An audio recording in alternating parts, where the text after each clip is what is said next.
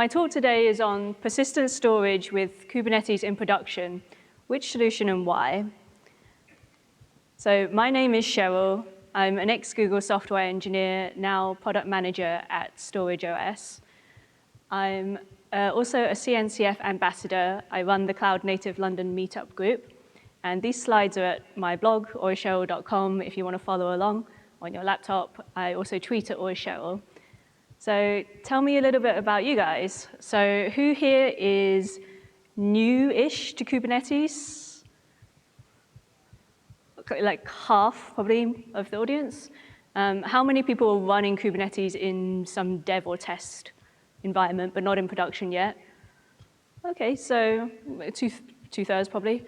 How many people are running just the stateless parts of their application in production with Kubernetes? OK, so maybe a quarter.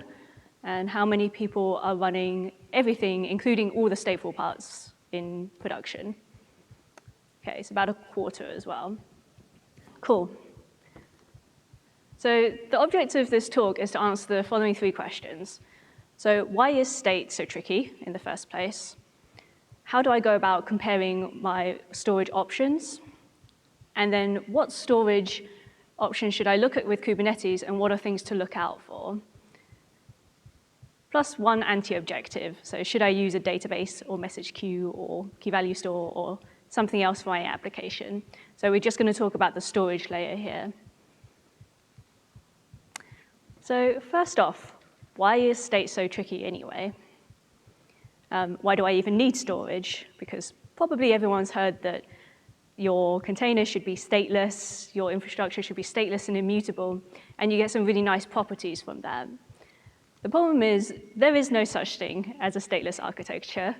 So assuming that you want to do something useful with your application, you need to store data somewhere, which means you need to pick a storage solution. So if you either need to think about it yourself, or you've outsourced that problem to one of the cloud providers, or to your internal ops team. So first challenge of storage, no pet storage. This is the pet versus cattle analogy for servers. So you shouldn't treat your servers like pets that you name and you lovingly look after them, and when they fall ill, you nurse them back to health again. Instead, you should treat them like cattle. So you number them, and when they fall over, you take it out back, you shoot it, and you plug in a new one. So with storage, you want to avoid having special servers that are your storage servers, because then you've created pet servers that now you need to look after. Second challenge is data needs to follow. So your containers are small and lightweight and fast to move around the cluster, hopefully, and your data needs to follow that around wherever it goes. What you want to do is you want to avoid saying these containers or these pods need to live on these exact nodes, because then you've tied that to that particular node, and now you've lost the portability and the mobility. The third challenge is humans are fallible. So if you are relying on a human operator to fix something by running through a manual playbook, by typing in keyboard commands, then they're going to make mistakes eventually.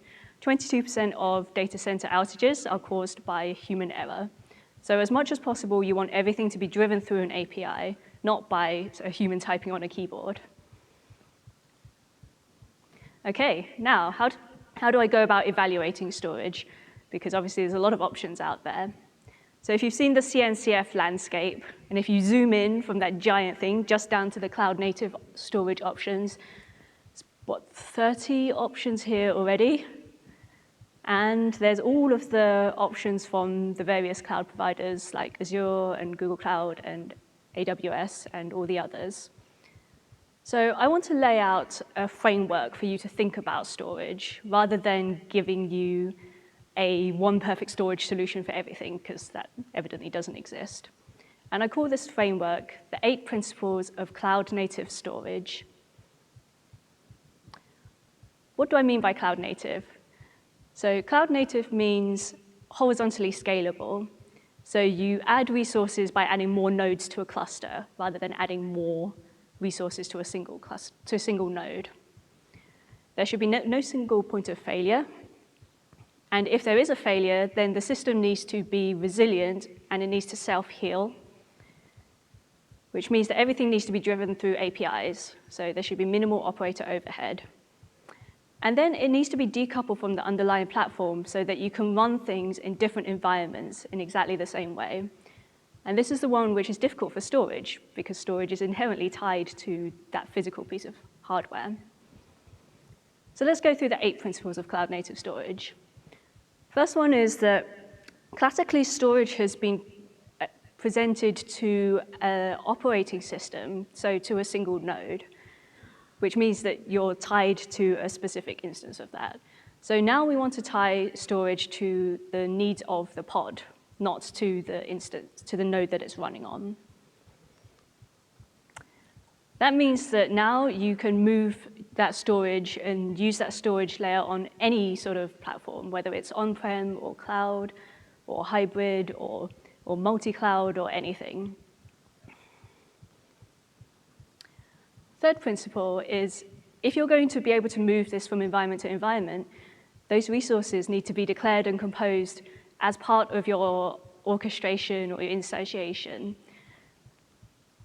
And in order to do that, everything needs to be API-driven. So you need to be able to provision your storage through an API, manage it through an API, move it through an API. And your developers need to be able to consume that storage via an API as well. If your developers are consuming storage through an API, you need to think about security. So security needs to be part of the storage, and how you access it through RBAC or anything else is not a separate product that you bolt on top of it.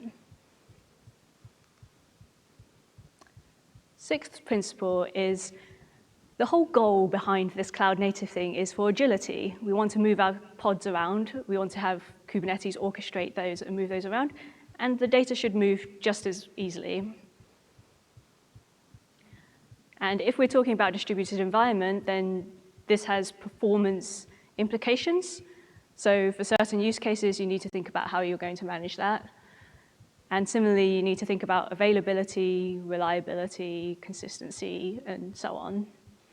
So those are the 8 principles of cloud-native storage.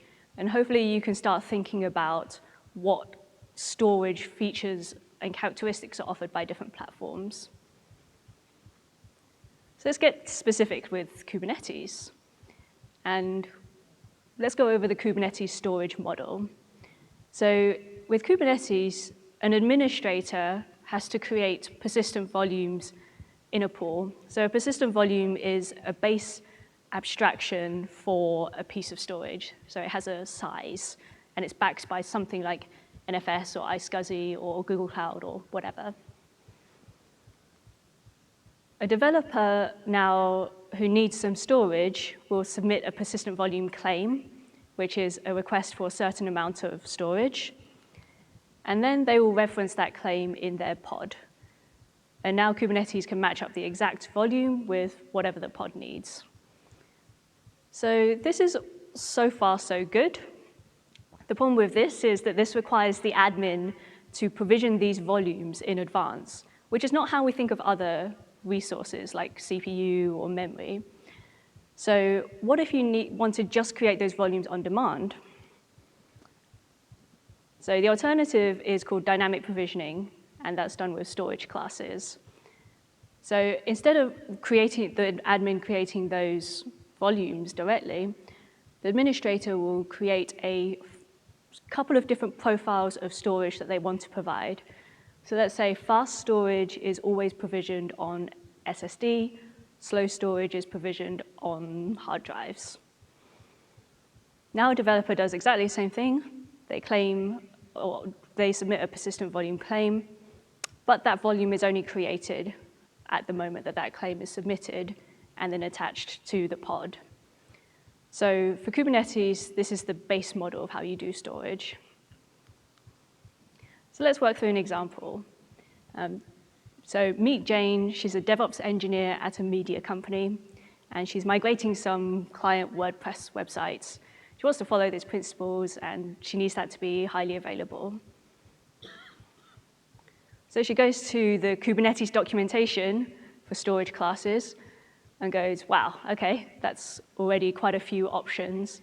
Then we've got to worry about flex volumes and CSI, the container storage interface that's coming later. How do I go about picking what I need? So there's key information that she needs to think about for her problem. Number one, what is my use case? Number two, what does that mean for my performance requirements? Number three, how are my developers going to access it? And then number four, where is that going to be deployed and managed? So what are my use cases? There's obviously a ton of use cases out there, but the common ones include storage for your application binaries, storage for your data, configuration files, and then backups. What does that mean in terms of performance? So binaries are ephemeral, so you don't need persistent storage, really, for that. Application data is databases, message queues, and so on. And that's where you need to worry about high availability and latency and the performance characteristics. Configuration data is generally small, but it does need to be shared across multiple instances of a pod. And then finally, backups, you need it to be highly available, but you don't expect a high volume of transactions. So you're now balancing cost versus performance, and you might need to think about backing up to a cloud as well.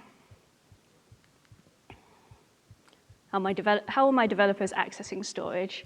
So this is a bit of revision of Storage 101. Block, file, and object store. So block storage means I need to access a fixed amount of memory at a certain location, which is best for databases, but don't use those directly. Files are an abstraction of an amount of data of arbitrary length.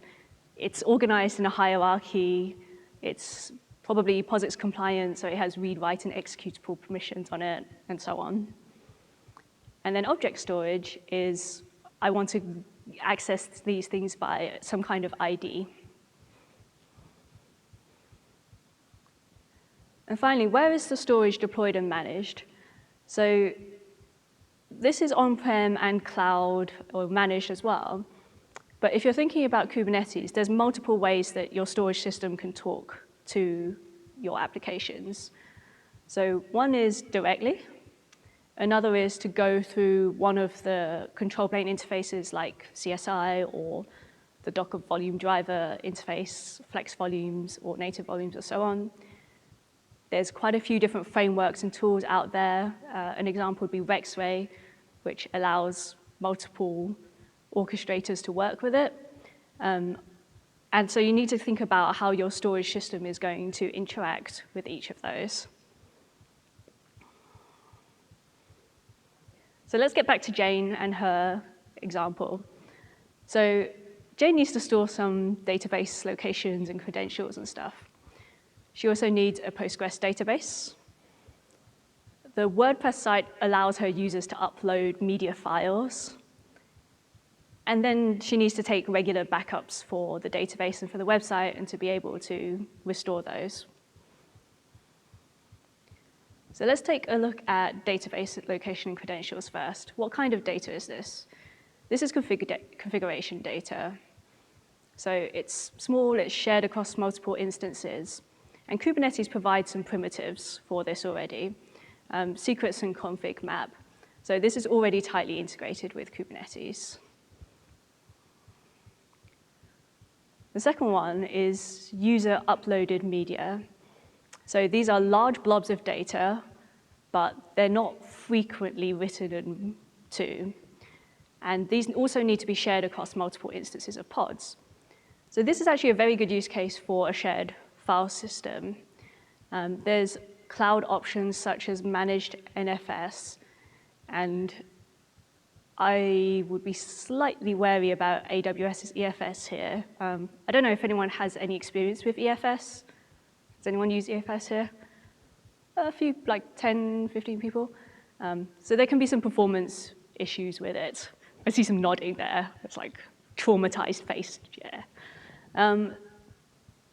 This is also good for object store if your application can be written to use object stores. What about on-prem? So in an on-prem world, there are some distributed file system options. Cephfs is a good one, GlusterFS is another good one. They're both open source products from Red Hat. I put please not NFS, so who here is using NFS? Shame on you. So the reason I don't like NFS is, so NFS is your classic file server that you export over the network to a number of clients. But of course, your file server then becomes that special pet server that you need to look after, and you need to make sure that that is always special on that server. So if we're in a Kubernetes pod cloud native world, then NFS is actually not a very good option for that. Okay, database and website backup. So this is backupping and archiving the database and the website. Again, you care more about durability and cost than you do about high throughput or high number of transactions. This is a good option for object store. So manage object store. I'm guessing, who uses S3? Probably half the room in here. So yeah, this is actually quite a good option for S3. There are specific options for this use case, like Glacier, AWS's Glacier for long-term cold storage, as long as you don't need to access it very frequently, because it gets expensive if you're actually accessing it frequently. On-prem options, there's also actually object stores which are S3 compatible, but you can run them on-prem. So Minio is quite a good one, or you could just use a NAS as well. Finally, we come to the Postgres database. This is probably the one that is the most difficult because you care about availability and latency and having a deterministic performance. The developers are accessing it via database connector, but remember what we mentioned earlier about databases running best on block storage. So if you were looking for a Postgres option, then you'd want to look for something that runs on block storage. What options does Jane have here? So one is cloud volumes, like AWS's EBS. Who's using EBS here? Yeah, okay, about a third of people as well. So one thing you have to watch out for here is attach and detach times. And this is the case whenever you have a physical block device that needs to be attached and reattached to a node. So on EBS, that detaching and attaching can take between 45 seconds and an hour, which if you're expecting your pods to be able to move around onto different nodes easily, is a total killer.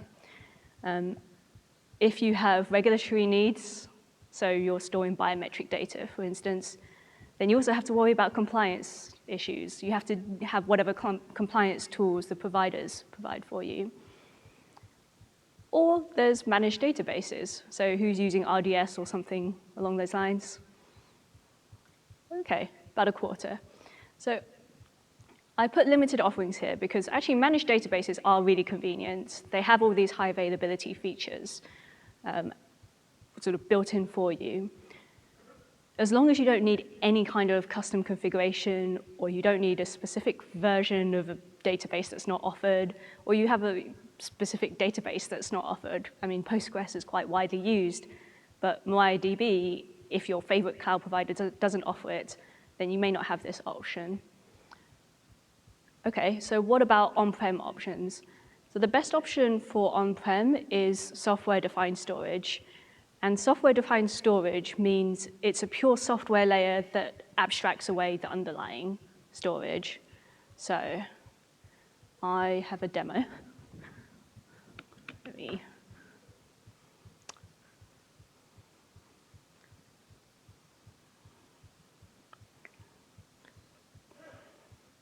and of course, I'm using StorageOS for this demo.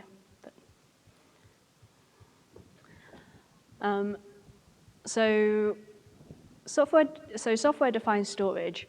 In this particular example, I'm just running a one-node cluster. But StorageOS itself, runs as a single container on each node. So much like a daemon set. In this particular example, I believe I just have, so I have a master and a one worker node. So if I create that daemon set, then I'm expecting to see just one pod. So that's going to create itself in a little bit. By the way, if you haven't used Katacoda before, it's quite neat. It's this sort of in-browser tutorials, and the Kubernetes docs use it, so it's quite fun. And it means that you can go and try this yourself as well later if you want to run through it again. OK. So let's take a look at what that's doing. So once you've installed that one container and it's figured out what storage is available on each node, then it will create a virtual storage pool that goes across the entire cluster. So it will discover any block storage and present that through the storage pool. And you can create virtual volumes from that storage pool and mount them to containers. The nice thing about that is now that the containers or the pods can move around the cluster onto different nodes. And they don't need to be aware of whether they're accessing local storage or storage on another node in the cluster, because it's all managed through the storage pool that spans the entire cluster. So let's go through the creating a storage class and persistent volumes as if I was using this as a provider. So I'm just going to encode the secret for, this is the IP address of the worker. So let's have a look at what a storage class looks like. So I've defined a storage class, and behind it is the StorageOS provisioner. So I will create that.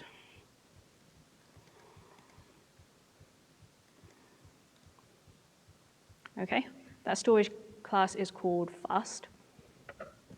So that's my admin hat. So I take off my admin hat and I put on my developer hat now, and I'm going to ask for a specific volume. So let's create that. And let's look at how that was defined as well. So this is a persistent volume claim. The name was fast 001, and it's using the fast provisioner, the fast storage class even. And it's a 5 GB volume. OK.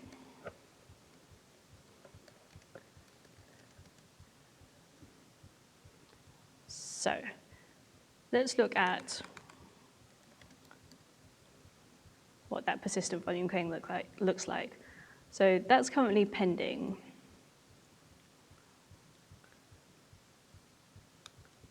So this is the point where my demo is going to break down, because demos always do this. OK.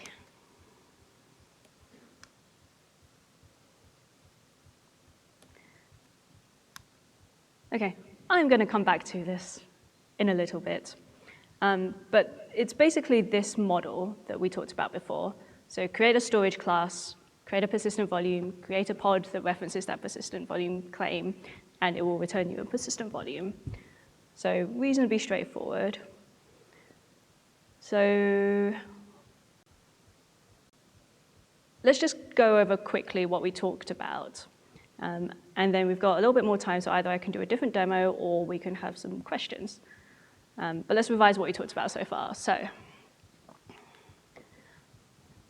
think about your storage needs and use those 8 principles of cloud-native storage to understand whether storage is a good fit in this model. Ask yourself, what is your use case? What does that mean for my performance requirements? How are my developers going to access it? And then how and where is that going to be deployed and managed? So what's coming next? So CSI, I mentioned before, is Container Storage Interface. It was launched as an alpha in Kubernetes 1.9. And the goal is to have an interface that vendors can write compatible plugins against. And now users will be able to move between different vendors more easily. So that's going to be coming soon. a bunch of resources. You can try this demo out yourself. We have a quick start Kubernetes guide, and also we're hiring. So if you are looking for a role in C, C++, Go, DevOps engineers, pre-sales, solutions architects, so on, then please let me know. That's the end of my slides. So I'm going to see if there are any questions now, and then maybe do a demo if we've got any more time. So go ahead. Oh, do you want to go to the microphone? Or I'll repeat, yeah. What are the primary advantages you have over Portworx or Rexray? So we're quite different from Rexray in that. Let me come back to this diagram. So Rexray fits in this frameworks and tools section. It's a connector between, say, the Kubernetes APIs and other ones. StorageOS is more on the storage systems side of this diagram. As to how we compare with Portworx, I consider it not good form to necessarily talk about competitors in that way, so I might just avoid answering that question. Hope that's okay. Hey. If you have a quick answer, besides the attach and detach times to EBS, could you maybe expand on why you'd avoid that for certain use cases? Yeah, because it's a virtual volume. So there's no actual attaching and detaching. It's all done in software, so it's instantaneous. Okay, thank you.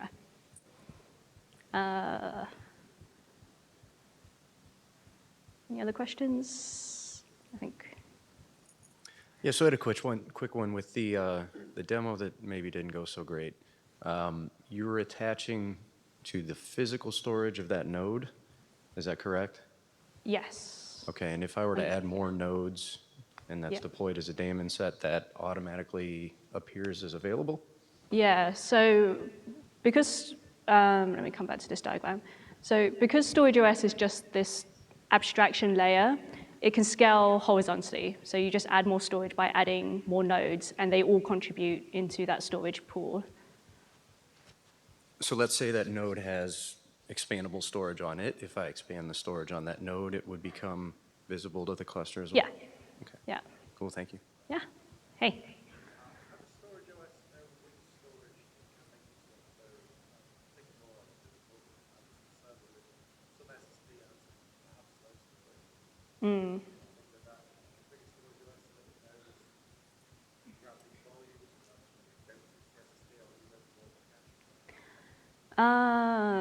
So the question was, can StorageOS pick which kind of devices that are attached to it to use? Is that right? Yeah, so we're going to have some more tools and functionality around that, yeah. Since we've got a minute, and actually I think this is quite interesting, so I'm going to add one more extra slide, which is past this, about how StorageOS works. So the model that we have is not, it's a sort of hybrid master replicas model. So the entire volume is replicated onto different nodes, as opposed to like a distributed file system which shards the data across nodes. Instead, the whole volume is replicated. And that means that, for example, in this one, this is a 5-node cluster with one master volume on node 1, and then 2 replicas that are spread onto different nodes.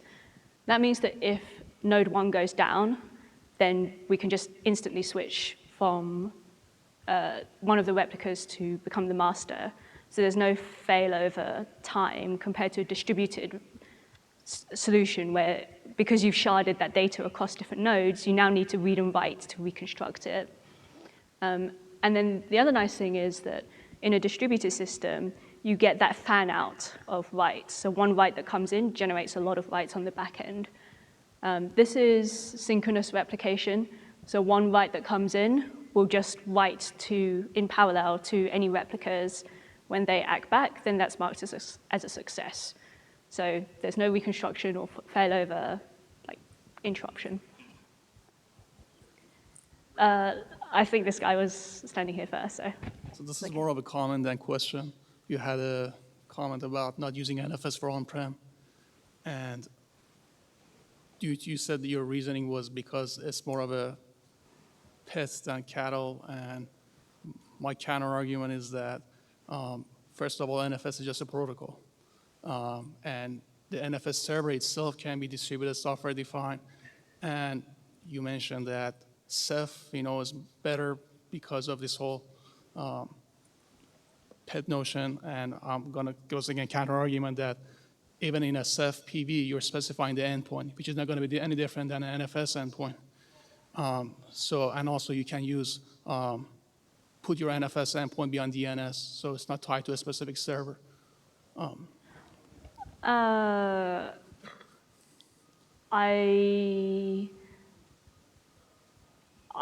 not sure I believe the last one, but let me.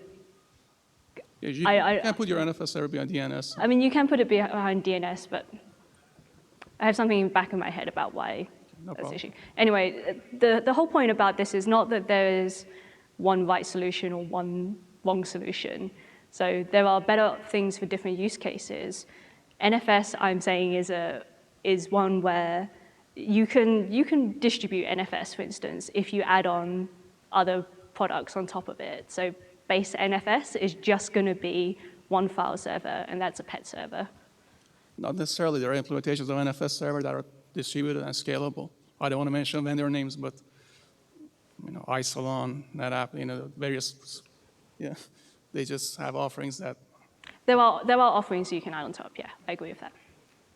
Hey, yeah. In this diagram here, clearly it would be disastrous to take out nodes 1, 3, and 5, let's say, at the same time. Something that StorageOS does to help an administrator or the guy grading and such, make sure that you don't accidentally take out all of the replicas. I mean, I understand they can fail unintentionally.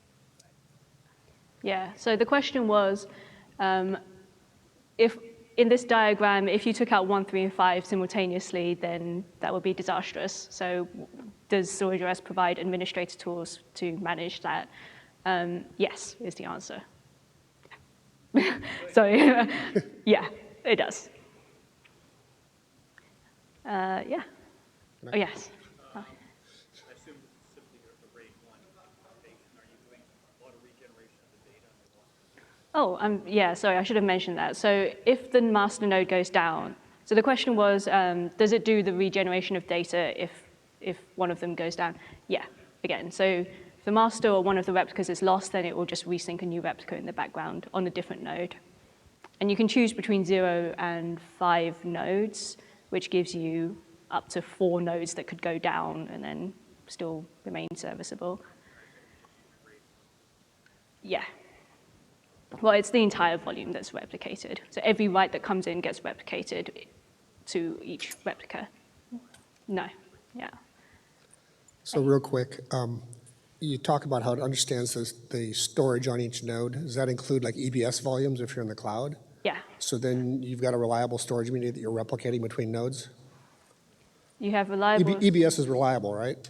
It's persistent store. It's not ephemeral like the nodes. So you replicate multiple EBS volumes to each node like that? So you'd run on top of the EBS volumes. Yeah. So what's replicated is the virtual volume rather than the EBS. Right, but for volume, whatever right? data you consume, it's stored on EBS 3 times, on 3 different EBS volumes. Yeah. Okay. So the downside, as I mentioned with EBS, is that is those attach and detach times, which is not a good fit for spinning up and down pods quickly. What if it's a backend that's StorageOS? Does it matter? Yeah, so StorageOS runs on top of EBS, or it runs on top of... Well, that negates the mount times. Yeah, exactly. Yeah.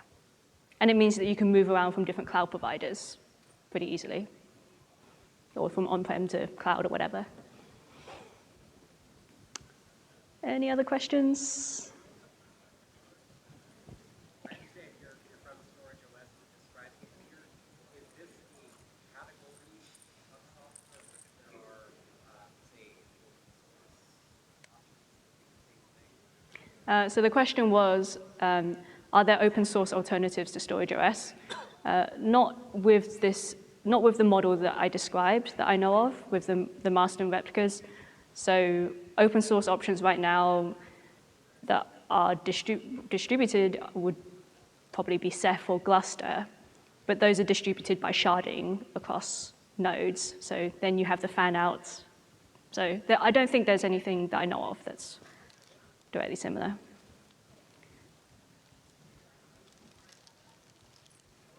Cool. And my time has just run out. So thank you very much for coming to my talk, everybody, and safe trip back if you're heading back. Cool.